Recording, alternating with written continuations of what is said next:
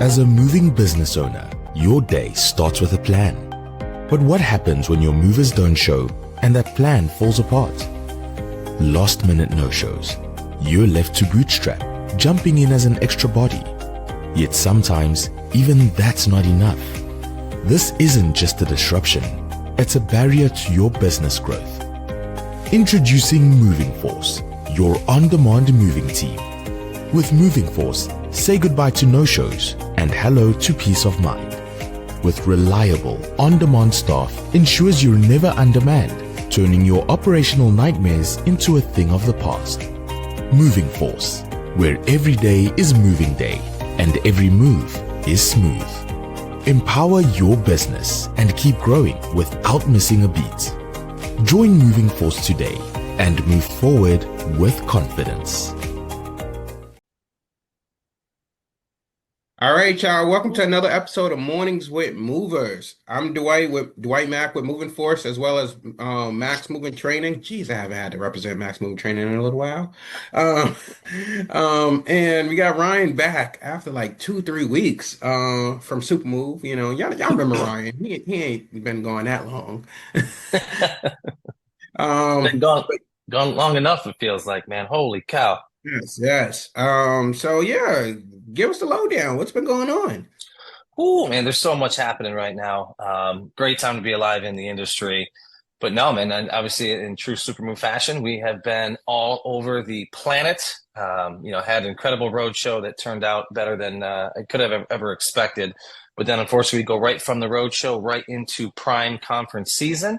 So everything from the Titan Retreat to the SMA down in Margaritaville in Houston to the incredible New Jersey Warehouse and Movers Association event that was put on last week. That was my last stop. So I got this week to kind of rest up. We've got a couple more stops mid next week, and then we've got the big CERVA convention coming up the following week out in Denver, Colorado. So and then a bunch of mini things after that. But man, it just doesn't seem to stop, you know. No, you can't stop that train once it's going. Dude, the train is on the tracks with a bunch of cabooses, and this baby ain't slowing down. So it's I'm honored and humbled to be able to be on a team like this that just doesn't stop. They don't sleep, and they make sure the train stays on the track. So, but what's new with you, man? It's like I said, it's been about a month since I've even, minus some text message and a phone call here and there. I ain't seen you in a long time. Yeah, it's been crazy. Hold on, y'all. Uh-oh.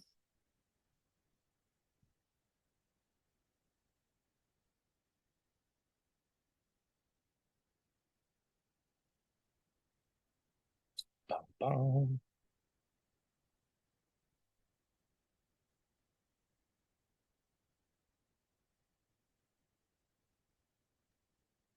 Sorry about that, y'all.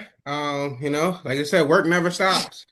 Um, but as far as me go, no, we've been doing good over here. I'm trying to figure everything out, juggling a whole lot. Not only just the real estate side of things, but moving force as well as max moving training. Got to make sure we're training as many people as we can.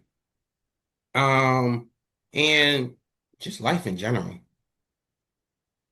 That alone, take up most of your day.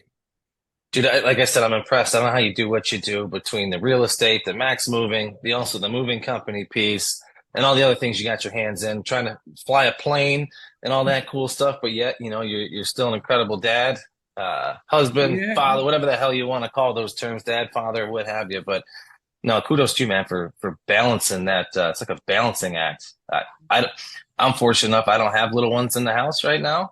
Just one big old one. So kudos to you, man. I Yeah. couldn't fathom jumping on all the different trampolines you are right now. No, and I feel like life can't stop. You have to keep going. You have to achieve all that you set out to achieve. With the understanding that yes, you have a newborn that you have to consider whenever that comes about for those. But at the same token, life isn't supposed to stop because of that situation. You're supposed to indulge it. What do you call it? Make it a part of your routine. And Embrace the craziness. and figure out how everything correlates. Now, if you're a jack of all trades and nothing correlates with each other, yeah, you're almost screwing yourself in a sense where it's like, oh, well, hey, we're running a food business, but then, oh, snap, we're running a moving company. Oh, snap, we're running something else that's not related to any of those two. But, we just want to be everything. We want to run a club. And it's just like, dude, how does those all relate? So for me, I feel like the real estate goes back into the moving company. The moving company goes back into moving force. Moving force goes back into the training business. And they all just kind of like work in sync with each other. What And about the pilot license? Are you flying to do surveys? Are you well, doing air freight now? that's a little personal there. But but no, I didn't start the pilot classes yet. Trying to get everything dialed in with the real estate, make sure I got all my systems in place, make sure if I'm going to need any VAs that I'm going to put them in place to make sure that things are correlating. And actually the real estate actually took over really, really fast, faster than I thought. I went from managing say 13 apartments to overseeing over 30 apartments. And and it don't stop there, so it's just one of those things where, and Ryan, I don't do this full time, so just imagine my schedule is it's kind of jam packed.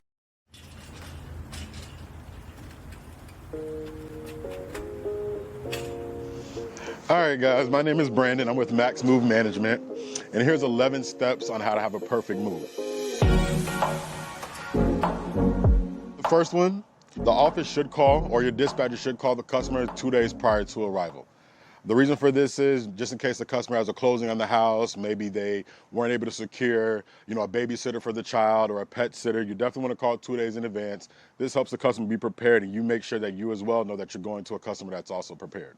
Two, the crew should also call the customer prior to arrival to the home. After the guys have already geared up, you got all your equipment in your truck, you got your address punched into your GPS, go in either the driver or the helper, give the customer a call or a quick text, let them know that you're en route to your location and provide them with the ETA. This also sets the expectation for the customer to be back home just in case they would have dropped their kids off to school. For the third one, look to keep the customer happy, break the ice in the beginning. So pretty much this means when you walk up to the house, knock on the door with your best mannerism that your mother taught you or father. You knock on the door, introduce yourself. Hi, my name is Brandon. I'm the foreman. This is my helper. And you introduce the team that you have with you. I can only imagine, man. Like I said, I only got three planes to fly, so to say. You've got like six. So air traffic control must be pretty wild over at your home front. I'll tell I you that. think systems, I'm a big believer in systems and organizing, being organized. Now, granted, if I'm doing everything myself, I've dropped the ball at times. Things I want to get done, I just don't have enough time in the day to get done, so, but at the same token, I'm retraining my brain to believe that if I don't have the finances, like, in my, say, checking account, whatever the case is, then I don't have it. I'm not going to use credit cards and get into bigger debt with the hopes that, oh, well, hey, I'll have it later to pay it back. And I think that's where I'm trying to get myself organized, is because you'll spend your credit cards faster than than you'll blink. But, it's like, how soon can you pay that credit card back? How soon can you get that balance back to zero? And then that'll help you with other journeys as far as lowering your debt to income ratio. So now if you want to purchase a house later, if you don't have a house, for those that, never purchased a house yet, you can now have that leadway for your debt to income ratio because your credit cards aren't all maxed out and they'd be like, oh, well, yeah, you really don't have no money. You need co-signers, you need this. And obviously you get to that point of being denied so many times. Even when I was trying to finance a truck at one point in time, when I was in the moving industry, several years back, and I was like, oh, let me purchase a Penske truck for my company. Don't have no leases or anything like that. I own the truck. Once I finish paying it off, I'll be good. Um, because I have somebody else's debt on my credit report Mm. um, because I co-signed for someone else. And they were like, oh, well, yeah, you still owe us $40,000, for example. And I'm like, well, I'm only a co-signer of that debt. I don't, that's not mine. Yeah, You know, co-signer to me means like co-owner. right? That's shared. That's your just as much your debt as theirs. And yeah, no co-signing for this guy here. I love a lot of people, but ain't nobody co-signing for nobody. And I thought the same way until it was family. And I was like, oh, that's the way it is. That'd be the last people that I would actually go. Believe it or not, I much rather do it with a complete stranger than someone I have to see day to day or be a part of. It's just I learned too many times, Dwight. I would take a complete stranger off the street and say, "Yeah, you want to? I'll go sign with you. Where do you work? What do you do? Great." But other than that, family, no, no way in hell. Yeah, so that kind of screwed me up, and after that, I kind of felt like, I would never ever like that feeling of hurt where somebody tells you you can't have something, and you've been working hard and you've been doing your thing, and that's somebody else's deck completely, but you decide to be in good faith and help them out. And I was like, you know what? Never again will I, kind of rely on that level of, denial. I'm gonna work harder than I need to. So if I ever need to just use cash, I could use cash. Cash is king.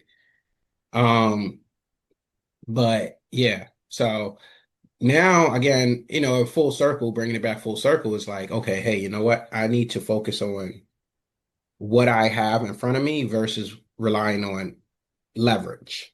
Like some cases leverage is good, but in a lot of cases it's like if you don't have money to pay back those debts, you just screw yourself up over more and more.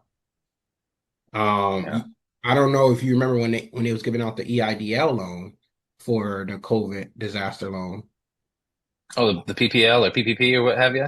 Not that one. That one was for the payroll. But that one turned into a grant if you put 33% of it to payroll and the other 77% you can spend on whatever you want. But some people, of course, didn't put 33% to payroll. So Well, they put it to themselves on the pay. Yeah, I've seen a lot of things with those, but I'm not going to speak on that. but the EIDL loan, they was giving people up to $2 million. Now obviously after 500,000, you had to put collateral out. So a building, something, your house, whatever. But at 500,000, you didn't have to put any collateral. Two. And they said you have 2 years before it matures, before you have to start paying it back. And then you have a 30-year term to pay it back. And the interest rate is only 3%. Okay, now we're talking. So I was like, oh, snap. I want that. You know, Oh, dude, who wouldn't? I mean, half a mil at 3%. I mean, I feel like that's almost free. and I was like, all right, cool, cool. I got some plans to put this here, put this here, put that here. I tell you, that money started flying by so fast. I was like, You already slow bought down. you bought your airplane, you bought your housing complex. I feel like you already bought a ton of things. I'm so mad. I should have just bought that one Berkshire share. We used to struggle with customers' item size and weights and cost for inaccurate estimates. And we also ultimately had to cancel some jobs. It was when we found Live Switch Contact. Their video tool for quoting changed everything. We saved $5,000 in the first month alone. And our only regret is we didn't try them sooner. And I keep telling you about it, but I want it. I think it's like 676,000 now, but I still want it. And Still got time, Dwight. You still got time. somebody's like, why would you put so much money into it? And I'm like, when you think about every 3 months, you could approximately get back $7,500 in return. Why wouldn't you? Like, it's just almost like you still have that 500,000 or 676,000. You didn't lose that completely. You're just earning money off of it. That's wild. Man, I'm in the So, wrong business. and I'm like, every 3 months I'm getting 7,500, plus I'm still making money actively. That's passive. Actively, I'm still making money. Like it's almost a win-win. Hmm. Now, don't get me wrong, the Berkshire could drop, but I haven't seen it drop. I have seen it keep increasing at this point. Yeah, I think you're pretty rock solid in that one for sure. But otherwise, guys, I know we haven't been talking about moving, and it's been 13 minutes. But ultimately, yes, it is the holiday season. So this is where, either businesses are going to be shut down or they're, preparing for the holiday seasons or whatever the case is.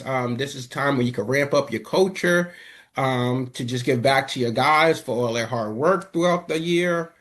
But to start off, yeah, we have Halloween. Now, we never close the doors on Halloween, but it is a great holiday to celebrate. Maybe take your guys to Six Flags, see the Fright Fest, something. We took our guys. I think we actually went to like the 13 Nights of Horror in Jiminy's Peak, and that was pretty cool. Um, It might be holiday season, but it's also commercial moving season too. Let's not forget that. yes, So while some of y'all might be taking your teams to haunted houses and spook houses and watching Friday the 13th videos, our team is cranking away with a full schedule, October, November, December, and that even ties into January and February. So this is the time when hotels are hot and heavy. However, at the same time, if you're not doing that work right now, you're not going to get a chance to do that work because the bids basically went out during peak season. That's when all the product starts flowing into the warehouse. May, June, July, August, even trickles into September, October, November, December. That's when you're doing your install work, you're doing your placement, and it's a beautiful thing. So I don't want to interrupt you there, but it's holiday season for some. It's switching gears to commercial for others, and whichever one you choose doesn't matter to me. see, that's why me and Ryan, we're like, like almost like opposites. I'm over here talking about let's have some fun and relax. Ryan talking about, hey, we got to ramp up the work. You know, Well, but commercial work though, I mean, let's be real. It's not like household work. It is fun. You don't have customers breathing that. So our fun was that transition into household goods into the commercial side of things because it's fun. There's not customers breathing down your neck. You have so much freedom and you're pushing things on wheels. You're not padding up all sorts of stuff, going around tight corner. No, put it on a set of four wheelers, send it down 50 feet. Shout out to Ed Katz for the IOMI method there. Hand it off to the other person, and go back and just that's the fun stuff, man. The guys love it. They get paid I more. don't want to have no fun. He don't want to go to Six Flags. That's what We'll he do said. we'll do that after we crush we'll do that after we crush a great year or an incredible quarter or something like that. But just because the candy corn comes out doesn't mean we're out here celebrating. I'll tell you that. See, after Christmas, Ryan, like, yeah, y'all guys had a really great year, but it's January. We got to get off to a strong start. It's commercial season. We don't want to start slacking too early in the year. We got a long haul. Like, It's but when always are we gonna celebrate? No, and I probably sound like a hard ass there, but no, we definitely celebrated the team all the time. We definitely had dinners. We did a lot of special things for our crew, but we didn't just wait for holidays and slow season to do it. We did it around the clock, right? We did it all year long. So it wasn't like, hey, wait for the Christmas party. It was, bonuses, performance based, and little cool things, team building events. That's stuff that we did all year long. Now, did we do it in the thick of peak? No. Did we buy, some pizza and drinks and, wings after a long day for crews and families? Sure. Um, but no, man, it's, I Some- see things outside of holidays. yeah, some people may have said I was weird because, obviously, like it would be like dead summer. Like we have 4 meetings a year, major meetings a year, where we shut the doors down for a day, and we if we feel like it's going to be that long, we may take an afternoon job. But if we feel like the meeting is going to take that long, we'll shut down the whole day. So it will be like a mid June, mid July, whatever the case is, on a Wednesday, and we're like, hey, we're not taking no jobs. We're gonna have a meeting with all the Ooh, staff members, ooh. and we're gonna address everything that's going on for this quarter and where we're heading, and that's what it's gonna be. And some people might say, "Oh, what? You're closing the door on a busy day?" And it's just like, Yeah, because at the end of the day, what's more important is obviously everybody being on the same page. Everybody that has issues can be addressed with the right department. So, like, if movers had issues like, oh, the estimates aren't coming out accurate, we don't have a clear picture of what we're going into, everybody's in the same room. So now sales can hear it. We don't have to say, oh, well, sales, they're saying this. And then the sales like, oh, well, the movers need to do this. Yeah. We We sit did. there. So we didn't ever shut the doors down. But what we did do, and again, I like how you actually did that, right? And this is a cool thing about why I love chatting with you is what you did was not wrong. It was what you guys felt was right. It worked for you and your team. What we did, worked for our team. But we did bring everybody early in the morning, right? Which it's tough getting movers in super early, but you provide the breakfast, the snacks, what have you. Get them in at 6:30. 6:30 to 8. We would have those meetings that you're talking about, and then hey, they go out and make that work happen afterwards. So it's only so many days in a year, and we were just we want to maximize every single day within reason, but and then having the 15-minute huddles per day with the inner office every single day. That was around the clock. If we were open that day, it was a 15-minute huddle. Sales pushes out, ops pushes, finance pushes, and then we got obviously the executive team that's there, pushing their updates, company-wide updates, things like that. So no, it's I like what you're doing, what you're saying. Are you in search of a side gig? Get ready to land the ultimate side hustle. Don't let this opportunity slip away. Join Moving Force as a mobile mover. Enjoy the freedom to set your own hours, earn excellent income, and be your own boss. Apply now. Download the app for free, available on the App Store. It's time to make a move, both figuratively and literally. And I get it. I seen one of the companies doing they were recruiting for positions in their company, and one of the things they said today was like no remote workers. And I kind of get it. I kind of miss that feel where it's like, okay, hey, we have an office. Everybody comes to the office. Everybody does the job. I guess you could kind of see it as micromanaging, but at the same token, you don't know what people are doing when they're at home, and it irks my soul when you're like, "Hey, what's going on? I haven't seen you make a phone call in a while." I literally can see the call ID, and it's like you haven't made a phone call in a while, and then maybe they don't respond right away. So then it irks my soul even more why they didn't respond right away. You know, and then 2 hours later, they're like, "Oh yeah, I was working on this. I was working on this." Oh, so you couldn't respond back. Yeah, I was in deep thought during those 2 hours that I was probably sitting outside in the sun. Right? So I do kind of miss it for that aspect of things of just having everybody there. You know that they're punching the clock. They're there from this time to this time. Maybe they take a lunch break, whatever the case is, and then your movers go out, do the job, or whatever the case is, come back. You sigh of relief that everything looks okay until you hear from the customer.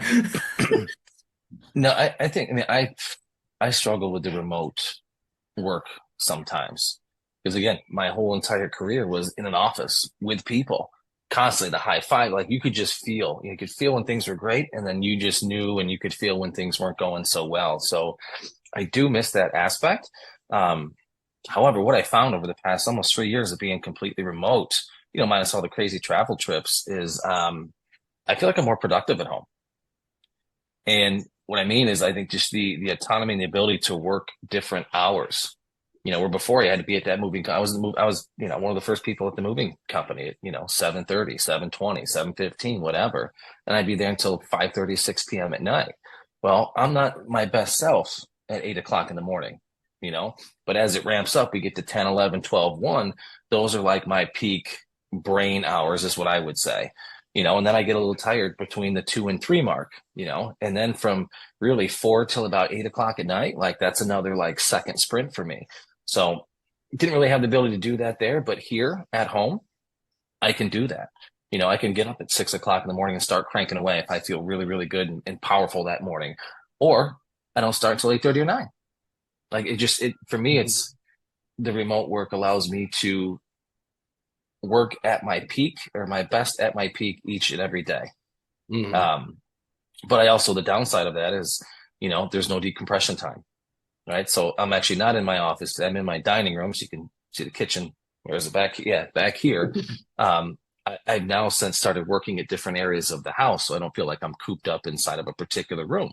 But, having a frustrating day in the moving industry back in the day, having that 15, 20-minute drive home allowed me to decompress, right? Just go, whew, rewind the day, and I could actually walk in that door and be me again. Well, here, no. I walk out that door and I am right in the thick of everything family.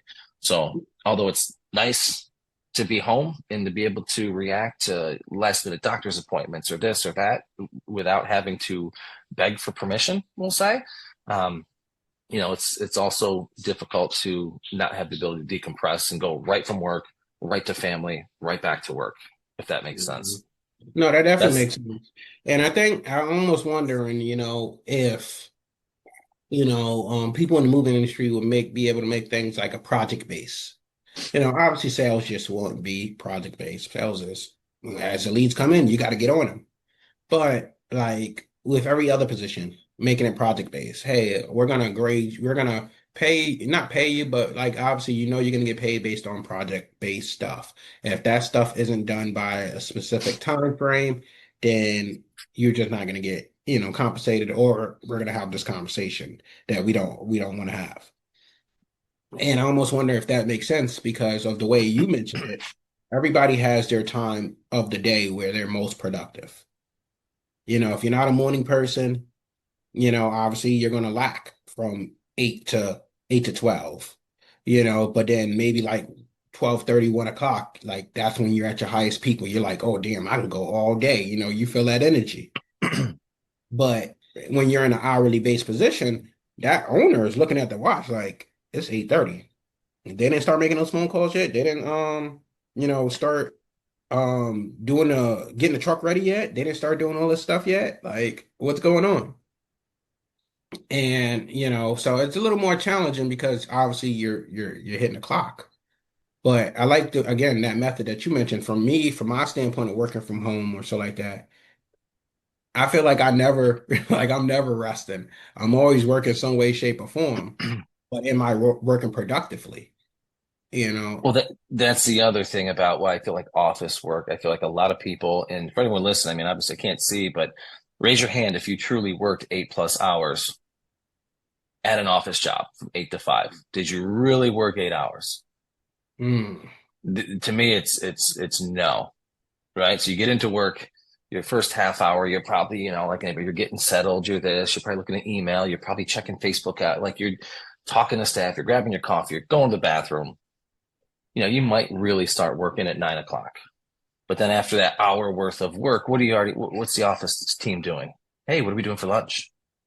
So now we're going to take 45 minutes deciding where we're going to lunch, calling and ordering and da-da-da. And then 20 minutes before lunch is supposed to show up, you guys are already in lunchtime mode, right? Now lunch is coming. It's on its way, So really we've had maybe an hour and a half, 2 hours worth of work in the morning. Then you have lunch. And what happens after you eat lunch? You get a little tired. At least I do, right? We call that itis. Yeah. We're like, so I just feel like you're not maximizing your people's what they can do in those 8 hours. I feel like there's a lot of distractions and, people coming to the front door and one-off conversations and what have you. So I do feel way more productive at home.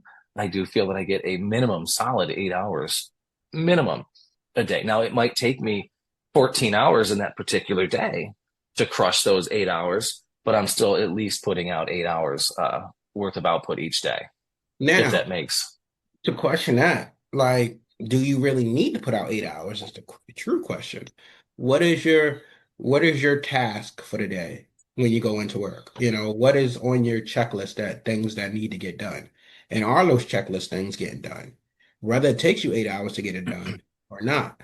In most of these places, a W-2 place where you're working, they want you to be there for 8, 9 hours, and they want you to find work in between your task to keep you busy.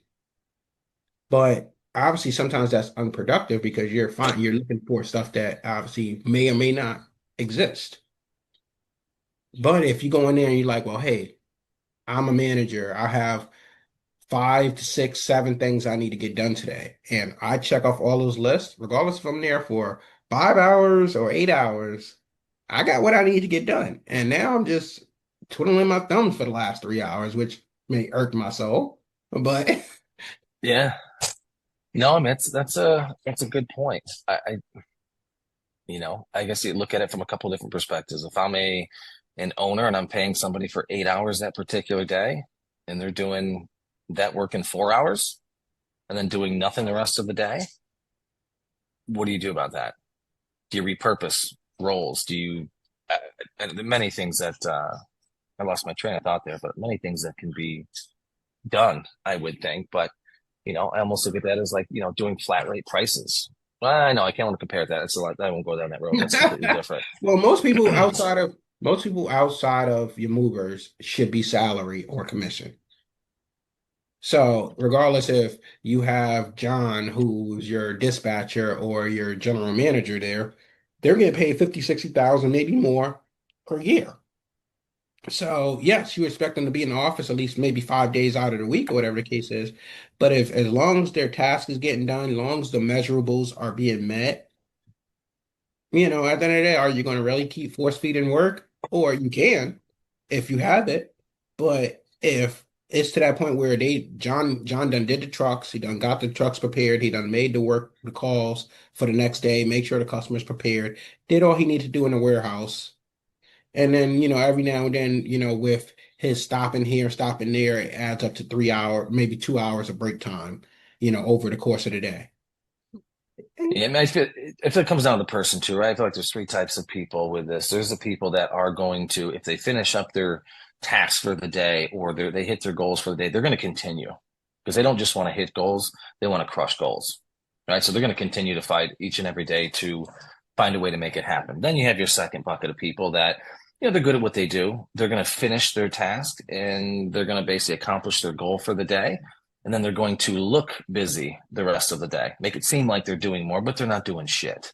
Let's be real. Then you have the other people that unfortunately are just, you give them a goal, they're probably not going to hit it. They might get close and they're not going to sugarcoat it. They're going to sit there doing nothing. Right. So to me, you got three different buckets of people. Which bucket are you in? And depending on which bucket you are in, is that bucket I'd have them at my particular organization. Right. I mean, I don't know. That's a whole nother day. Yeah, that makes sense. All right, y'all. So we are at the top of the marker. I hope you got some valuable gems. Definitely share your thoughts on this process of should a person be working a full 8 hours or is completing a task good enough? So definitely comment on the video. Like, comment, and subscribe. We love to hear your thoughts, and we will see y'all next week. Keep crushing it and enjoy this holiday season. But work commercial. Enjoy this commercial season. All right, y'all. Take care.